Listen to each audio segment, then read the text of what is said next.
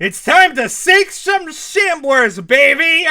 Hello there, people, and welcome to yet another episode of, Seeking Shamblers! This time around, we're going to be checking out something that's rather different. Basically, we're checking out the first beta, first released, of Aircraft, also known as Aircraft 0.9, which was released on September 10th, of 1996. Now, basically this modification has two levels included with it to play around with. Basically both showcase similar things, but one is like basically a worse one than the other one is. We're going to check out that worse one first, of course. So, we're basically checking out the testing area, which is basically a relatively small little level made by Steve Bond. But it will give us all the idea of what Aircraft is.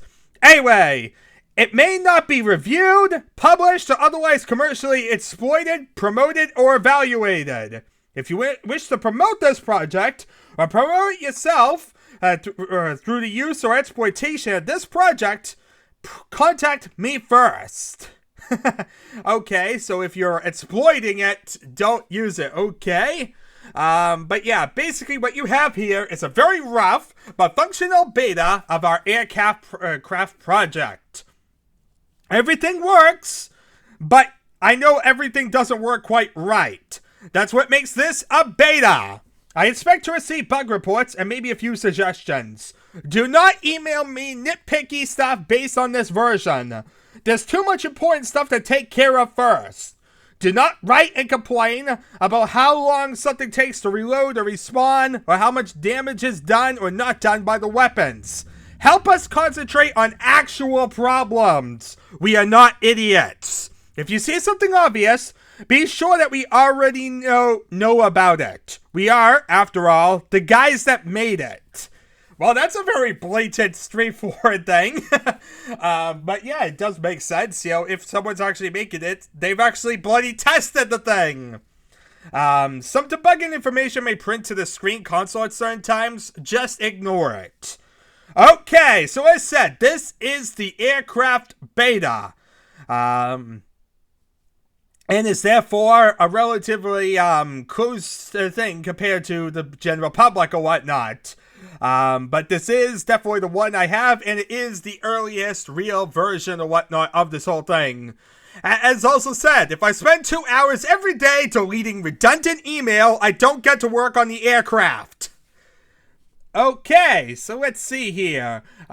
This is basically made by Steve Bond, with all MDL files made by John Guthrie. So yeah. Also, the Aircraft sounds were submitted by Ray Loggins. Great job! Some are also submitted by Chakra J. They were not used, but the effort is appreciated. So yeah, really the big one that basically is involved in this whole thing is Steve Bond. And Steve Bond is someone that we happen to know. We've seen him in quite a few little modifications to the different things. Most notably, he's the one who did the shell eject feature. But he also is the one who did things like planted demo explosives on walls and watch them go off. He also was the one who did the Quake flares that you would shoot like at a wall and just have it light up. So he's been involved in quite a few little things. Oh, and he also is the one who caused people like you having the ability to push people around to deathmatch. So quite a few little of the features that are pretty standard for a lot of compilations. And now he's made this really fancy thing here. So, as said, this is Aircraft. What is Aircraft? I'm assuming it involves something involving an aircraft, I would imagine. But yeah, this is test area, also known as the testing area. It's really terrible, but it's the level that almost all the Aircraft testing was done on, and may provide some entertainment. He means it's really, really terrible. So really, it's almost intended for you to use the more fancy one. But this is the one that most of the testing was done on. This is the one that was like the original raw file. So that's why I want to like really see this one and what exactly it has. So, with all that in mind and all this lengthy stuff, because we have lots of text to this one, Let's see here. He mentioned then some different key bindings, which are probably important.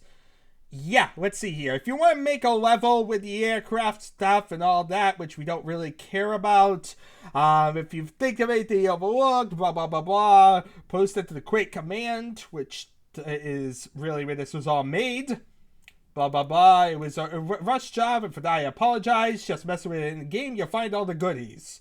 Okay, let's actually just mess with it in-game, and I'll see what else we really have here. I kind of skipped over a bunch of stuff that is about how to really use the aircraft, and probably it's the more important part we care about. But let's see here. Is it like test area? I think so. There we are! Look at that! The test area! Yay! It looks horrible! Yeah, it's really, really horrible looking, isn't it? But let's see here. Let's see here. We got a bunch of different stuff or whatnot. Let's see here. There's so much stuff, and I'm trying to figure out what's going on. And look at this. What the heck is this thing? I'm assuming this has something to do with one of the new things, but what is this? Like paper mache? An anvil. Coming soon to a skull near you. Wait, what? What was that? What in God's name was that? Coming soon to a skull near you. Was this an advertisement in our Quake level? Okay. So yeah, basically a random anvil. Coming soon to a skull near you. Yeah, this is like a weird demo test level environment thing, if you will. But yeah, let's see here. So, let's see. What is this thing? I got the Stinger launcher, people! Look at this thing! Well, this is fancy. It's like a red line at the end that you can look around with, and you have a freaking rocket launcher or something. Yeah, basically, you can find a Stinger missile launcher provided in the levels. This is a good thing! When you ready the Stinger launcher, you'll see a tube resting on your shoulder, and a square reticle in front of your face. Inside the reticle, you'll find a few red dots that move. They're basically small particles, and they basically provide an aiming system instead of the normal crosshair. So basically, a crosshair is just like another ridiculous system. Doesn't really work too well, though, at the moment. As you can see, it's easily, like, exploitable by looking too close. But yeah, aim so that the red dots are on top of a person or aircraft, and then hold the aim so that the red dots... Alright, hold the target under the dots for a moment, and it will basically lock onto it. Okay? As soon as you see that message, fire. The missile will take off slowly at first, then fly very quickly, tracking its target. A Stinger will most times knock a completely healthy aircraft right out of the air. And people, well, yeah. So it's extremely powerful, basically. Let's see the Stinger launcher in action. Here we are in the standard level, like E1M1, but I don't have any ammo. Wait a minute, that's interesting. That's very interesting. If I do an Impulse 9, could I, like, switch to, like, the Stinger? How do you, like, switch to the Stinger? Impulse 15. It's Ray's Stinger missile if owned. There we are. Set right now, we have the Stinger missile. So, let's see here. Let's try and find, like, a grunt to lock onto. Lock! And there we are. The missile fired. This here missile was useless! Also, it seems like you can only own one at a time. It's very, very limited, to say the least. But yeah, basically, the beam that controls the lock has a limited range. So if you can't get a lock on a target, get a little closer. The missile arms 1 second after you fire it. If you fire the Stinger at a target that's very close, the missile may strike the target before it arms, and it will bounce harmlessly on the ground. Okay, that explains kind of what happened here. We just kind of fired at something, and well, it didn't really work at all, did it? No, but this is a new gun, and we gotta definitely see this in action. It's basically the homing missile, a lot more complex than we saw before. Maximum destruction! As you see, freaking OP, almost. Let's see here. Let's change this to, like, what's the level with more powerful stuff? Because I want to see, let's see multiple enemies. Impulse 9 it. Impulse 15 to get a locking missile. There you are with a freaking missile. No luck. Wait, it's confused. I don't know what it wants. It goes from no luck to luck very quickly. But yeah, Impulse 15, we got luck, and there we are. It got stuck on the grunt's head. But yeah, it seems like it glitches out. Like anytime you change the level, you lose your Seeker Missile, whatever you call it. Stinger. But as you see, Insta Jib's an ogre even. It's freaking powerful. It can basically kill anything you really want with it. Can it kill a Shambler? That's the new stupid question. Can it kill a Shambler? I mean, Shamblers have a resistance to explosions, remember? So, this is the ultimate question now, isn't it? We take this gun, we aim it right at the Shambler, we lock on. Dear God, it doesn't kill a Shambler. We're doomed! E4, M4, does it kill a Fiend? We must see. We must test this powerful Stinger weapon. Because that's really what the big curiosity here is. It's about the Stinger. Not about the super aircraft thing that we found. See, that's the worst part of the gun, is that you end up shooting it too short, and then you end up wasting, you know, the one shot for it that you have. Because as I said, you only have one shot with the Stinger. And yeah, then you basically run out of ammo for it. Pretty freaking brutal that way. But as you see, it can jib a Fiend. That's how freaking overpowered this thing is. It can jib a Fiend. It's almost a one-shot killer for most enemies. If it can one-shot a Fiend, the only thing really I have the curiosity about is like a Vor. E4M6 maybe would be a good one for that. And of course, if we have the quad damage, that's not even a question now, is it? But let's see here. Let's take this heat-seeking missile launcher. Run for the hills. And it kills a Vor, but does not jib it. So that tells you basically a Vor is basically near the limit of what it can kill. A Vor, if I'm right, has about 600 health. Or is it 500 health? Yeah, I think a Vor has 500 health. Maybe it's 600.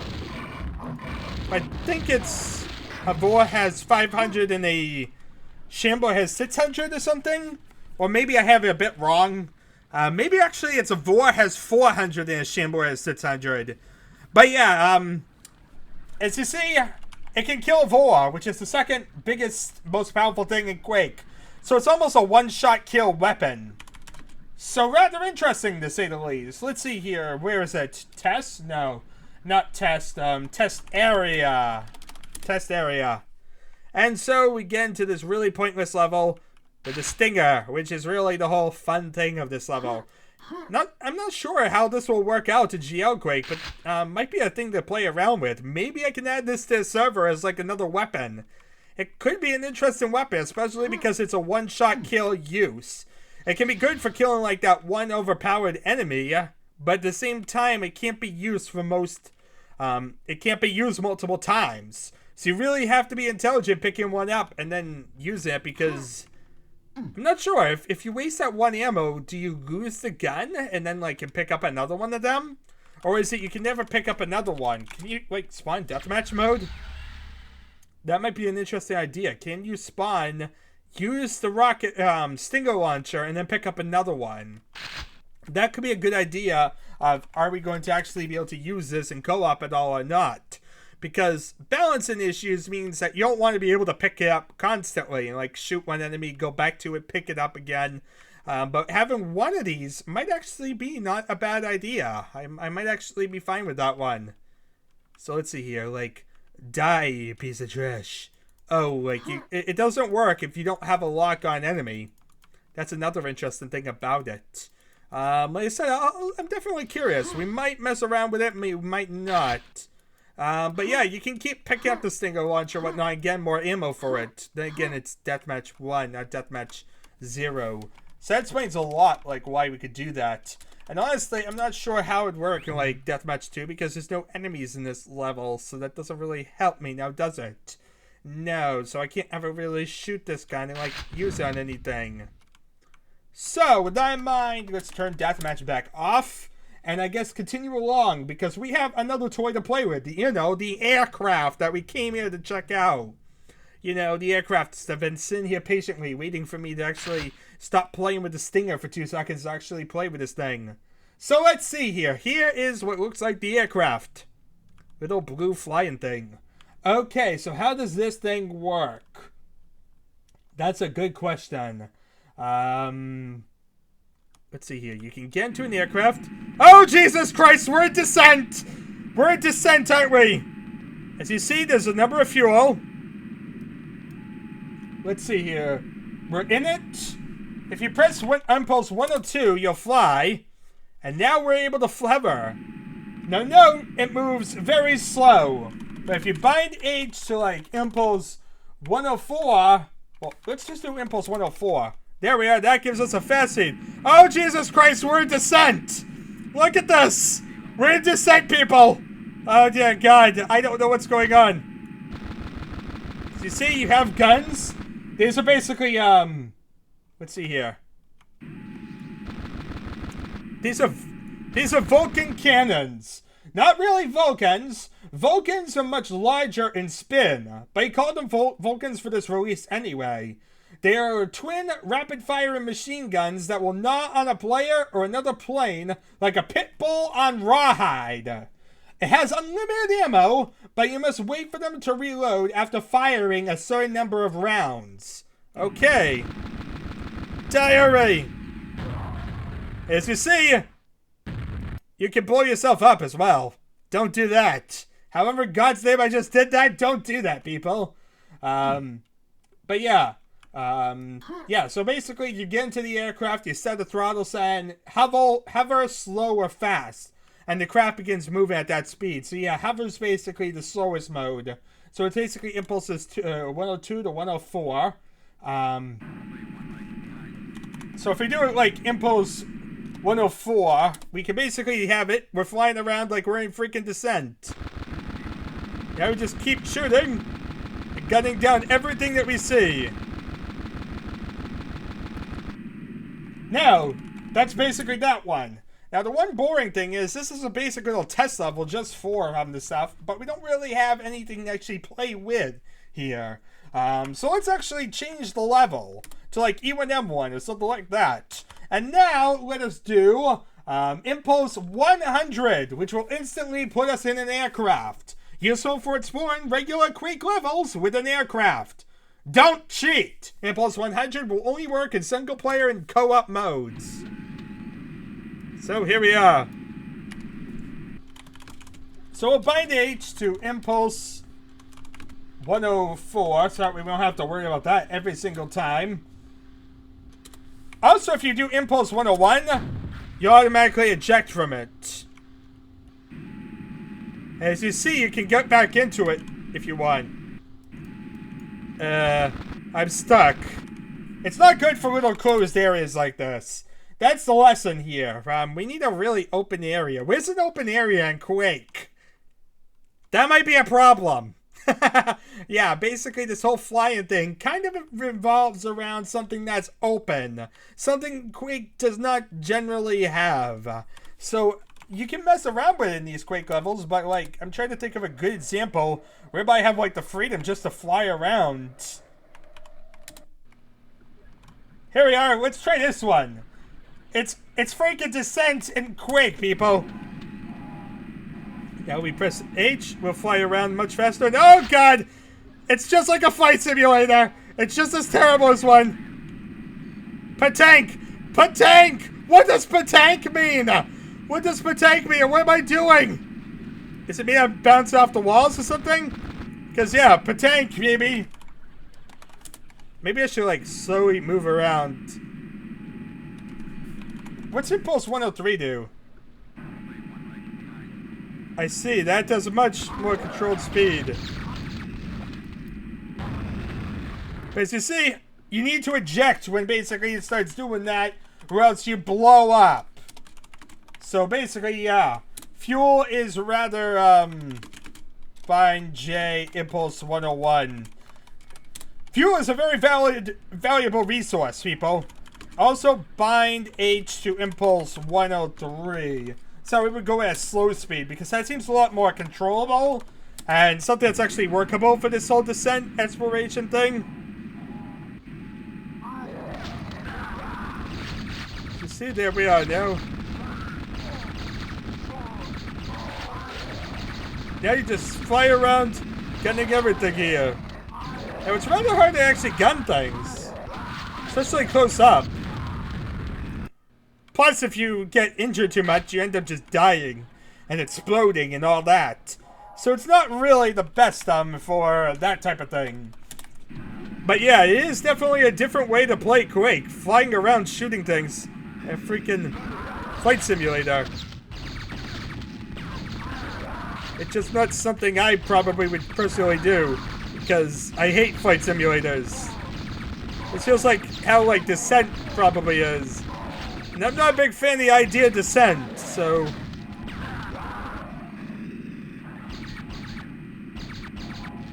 Yeah, you can't heal, you can't really do anything. Just you keep gunning. Eject!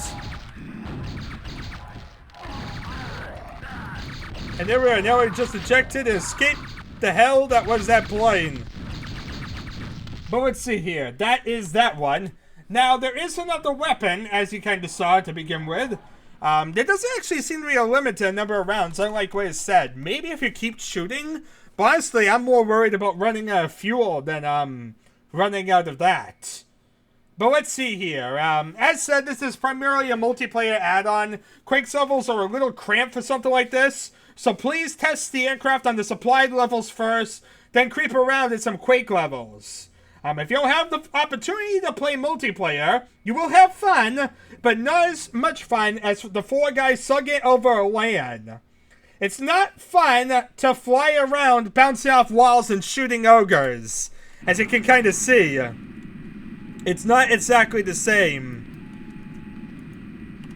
You know, it's definitely an experience, and it allows us to do something with it, rather than not experience it at all, but it's still definitely a subpar experience to what we could have in Deathmatch. But let's see here. Let's switch to the F-Fire, which is basically folding fin aerial rockets. The missile pods situated on either side of the vehicle. Each of these pods will fling 2 missiles each time you press the weapon.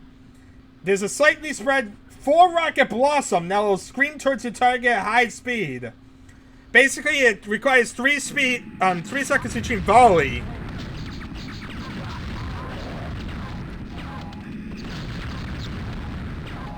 Dear God, is this hard to control.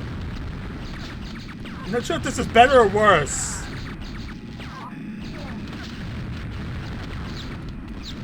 I mean, it's more powerful than the other one was. But at the same time, it's also just as hard for me to aim with this freaking thing. But I said that's pretty much to be expected in this whole thing.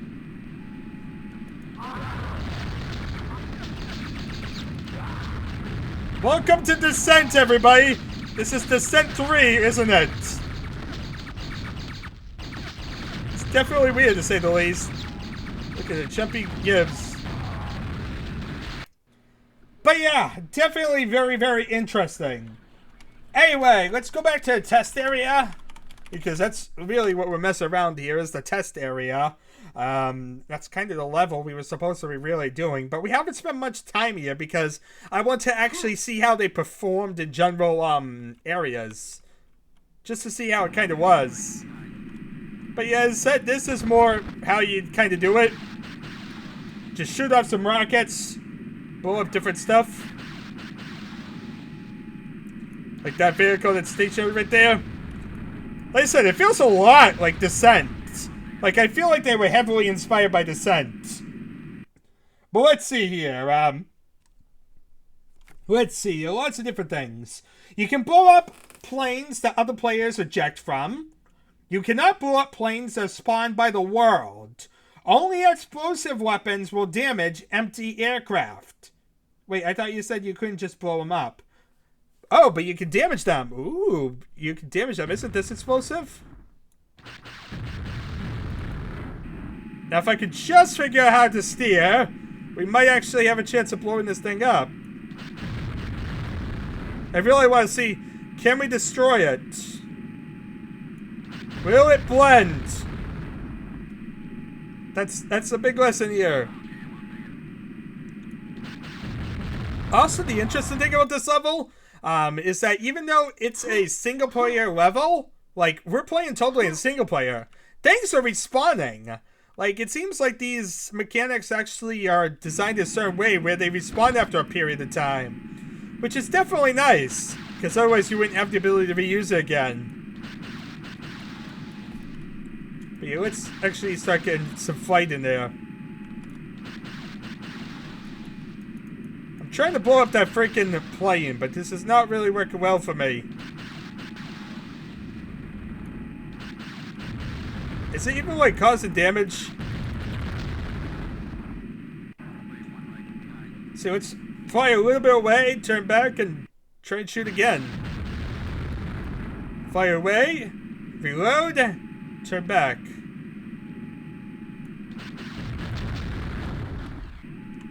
And there we are. We actually broke it. Yeah, I just blew up the one that used to be here. Wait, what? What in God's name is going on here? I think it's not dead. Revenge! There we are. Now it's a Chucky Jibs. Also, fuel is 93. Let's see here. For a minute, I thought the fuel respawned. Interesting.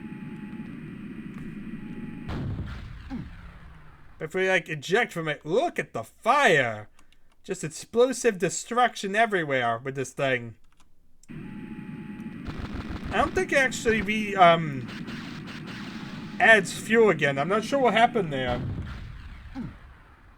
Let's see here. Empty planes take damage when they hit the ground.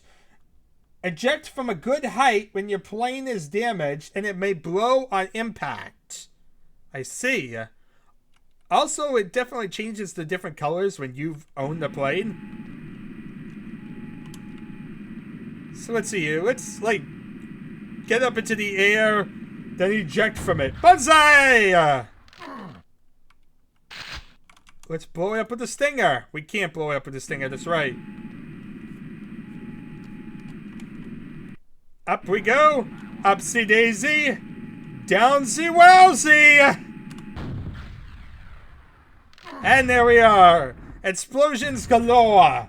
That's what this episode was about. Explosions and death everywhere. I think that's a pretty good thing to have. Promoting a bunch of destruction and death. Let's see here. If you don't eject from the aircraft before all its health or fuel is gone, then you are stuck for the long ride to the dirt. Know when to bail. I don't remember actually seeing the low ride to the dirt, but then again, maybe it's because I'm flying around. Maybe, yeah, so I guess actually when you run out of fuel, it doesn't explode. It just is that it falls. And you need to learn to drop out of it when that happens. Let's see. Let's see if we can, like, jump out of it at the right time.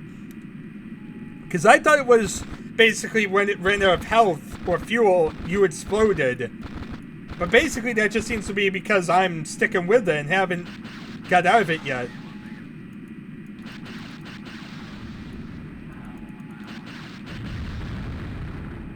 So here, we'll just float around, watch our fuel gauge, which by fuel gauge I mean that temporary, like, numbers that appear occasionally. Get ready, and jump!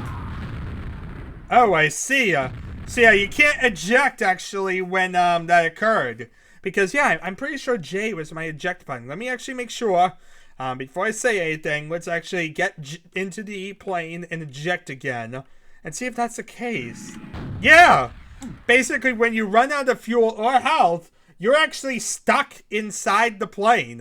You can't eject after that point. So, yeah, basically, you don't die instantly, but at the same time you do. Because you're stuck inside the plane, which will kill you. And you can't escape from it. You can't eject or anything. So it's still the same exact thing as all that. Yeah. So let's see here. What else do we have? That says most of the stuff we care about here. We did a 6-player internet test recently and found many of the features in this add-on that creates tons of lag for modem players. Some of these features are the best part, and so we decided to produce a full-blown just for LAN version with all the fire and chunks to make it fun. After that is completed, we'll cut back on some of the gibbage and whatnot and make a decent net version. So yeah, this version is basically the full-blown, full-bore featured thing. And later on, they'll basically make one that will work better on servers than this whole laggy mess. At least for people that couldn't do it over like a choppy server. Let's see here. Anyway, some of the lag had to do with the wide open map. It's the House of Chthon syndrome, where all the players can always see all the others, and there's a tons of stuff flying anywhere. Anyway, the version that you have here is a pre-release of the high detail, LAN recommended version. Expect adjustable detail levels in the next version. So yeah, this is the most demanding thing that we can get. So, needless to say, it's not at all optimized. But luckily, we have a computer me in 2020. We don't have many issues right now with speeds. But yeah, when you're in an aircraft, I know that the cockpit looks pretty terrible. The model is excellent, but the texture is terrible. Basically, John is the one who modeled the cockpit, and Steve Bond is the one who decided to put in the texture, and he basically felt like he put in a ridiculous texture. He's working on it. So yeah, that is really all that really is. They encourage you to work on levels for this thing, because standard Quake levels are not aircraft friendly. And that's basically what you can see already. It does not really work at all, really, with like standard Quake levels. It's a very fancy and interesting feature, but it doesn't really work at all for regular Quake. And that right there tells me I don't think I'm going to really bother with like the aircraft feature, especially on the server. I'm going to have to see how the Stinger works, if it works in like GL Quake. I'm curious about that one, if it'll like freak out or if it'll actually work the model in GL Quake. If the Stinger model works in GL Quake, I might decide to actually start playing with it and seeing how it works on the server. See it as like an additional weapon. Because we could use some more custom weapons. Currently, the only one on the server is a laser gun. And yeah, the laser gun is pretty basic. So I feel like a homing missile definitely would be pretty nice. But at the same time, I didn't want a really overpowered rocket launcher that homing missiles everything. This one's pretty interesting. Because you only get one shot from it, and it uses a totally different type of ammo from everything else. So you don't have the ability to shoot, like, endless ammo with this thing. And thus, it's kind of a one-use weapon, in a way, to kill that really powerful enemy. So it's almost like a great thing for our modification, I can imagine, because it could be useful as a solution to kill that really powerful enemy you encounter. Like, say you encounter a blazing fiend or something. You could pull out, like, one of these stingers, waste it, or mostly waste it, because it's about going to be, like, 500, 600 health that it's going to take. And basically, you get, there's like 2 people in a server generally, so like a Blazing Fiend has 1,000 health, so that almost works out perfectly, so that way both players need to waste their stingers, and they are able to kill one Blazing Fiend. But you get to instantly kill that Blazing Fiend to move forward, at the cost of a lost weapon that you couldn't really get. Could be an interesting way to play with it. Like I said, I'll have to see how it all works, see if I like it or not when I actually try and play around with it, see if the model actually works. So that's kind of the first thing, definitely. But we'll see. I'm definitely curious with this one. I like the idea, Stinger. I like the look of it. I like holding that type of like big homing rocket missile, and honestly, this is the first one that's really gotten me interested in the homing missile idea in our server. So, with all that in mind, there is still another part of aircraft. There is a hangar level that we have to be checking out. That's a lot more fancy than what we saw here. But this is the basic testing environment, and really this was kind of just more to show off the modification itself, get a lot of the concepts down before we play around with that level, which I think is going to be a lot more fancy if I'm right. But this one at least gives us a lot of the idea of what we're working with and what exactly this whole modification is all about. So with that in mind, thank y'all for watching. It's been an adventure, and I shall see you all, hopefully, in that hangar thing. See you all then.